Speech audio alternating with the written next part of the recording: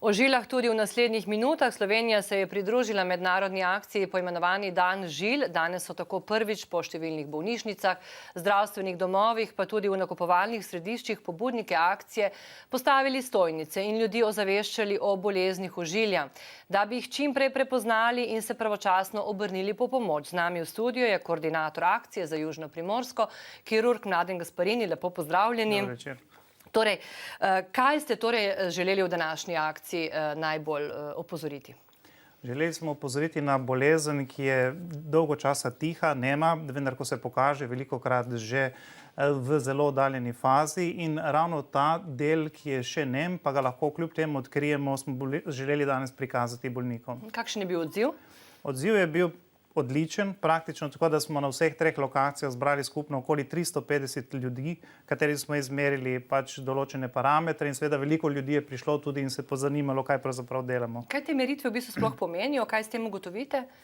Meritve, seveda ene izmed teh meritev pomenijo to, da lahko bolezen odkrijemo v fazi, ko je pacient dejansko že bolan, vendar njegove težave so minimalne ali pa jih sploh ni.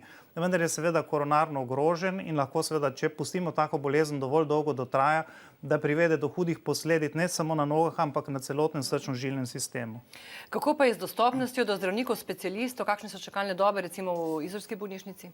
Predolge, ne bi lahko rekli, vendar seveda tu gre deloma tudi na račun tega, da se tudi na sekundarni ravni izvaja preventiva. Skratka, danes vemo, da imamo že enostavne metode, s katerimi lahko presejemo take bolnike, in bi seveda lahko na sekundarni raven prišli že bolniki z težavami, kateri potrebujejo neko sekundarno obravnavo. Tako da seveda tukaj želimo spostaviti nek ustrezen filter, da lahko že tiste bolnike, ki lahko izločimo, da nimajo določene hude bolezni, ostanejo v obravnavi na primarnem nivoju, in samo tisti, ki so dejansko potrebni kirurške ali pa druge obravnave, pridejo do nas. Pridejo do vas, ja. Kateri pa so ti prvi znaki, na kaj moramo biti pozorni?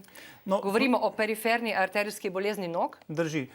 Če pravimo prvi znaki, so to pravzaprav že znaki, ki so v neki napredovali fazi. Prvi znaki so seveda bolečine v mišicah, nastopijo zato, ker je prekrvavitev že tako motena, da pravzaprav mišica ob nekem naporu, kar je lahko hoja po stopnicah, navkreber, ne zmore tistega napora in se odzove z bolečino. Seveda, če bolezen traja naprej, se pojavijo bolečine že v mirovanju, in če še ne ukrepamo, se lahko pojavi tudi kakšna gangrena ali pa razjeda na udu. Katere skupine ljudi so najbolj ogrožene in koliko na to vpliva ta zdrav življenjski slog? Po 65. letu ima vsak peti prebivalec pravzaprav že periferno arterijsko bolezen. To ne pomeni, da ima vsak sicer težave že zaradi tega. 1/10 približno ima težave, medtem ko jih 90, ki ima bolezen, za to sploh ne ve. In na teh 90 smo želeli danes nekako opozoriti. Hvala lepa za ta pojasnila in obisk v našem studiu.